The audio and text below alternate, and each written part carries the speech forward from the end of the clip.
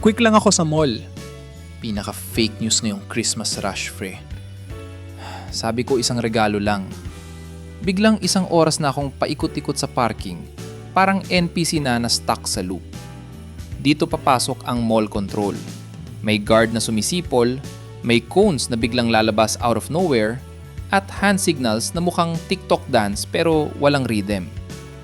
Ang gulo pero sige, laban. Gets ko naman, ginagawa nila best nila.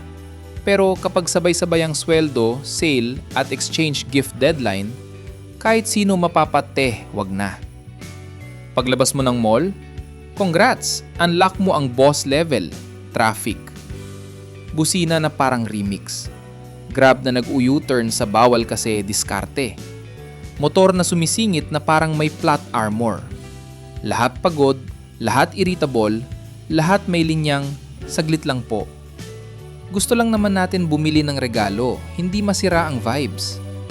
Christmas rush will pass. Pero sana hindi kasama ang stress sa checklist next year.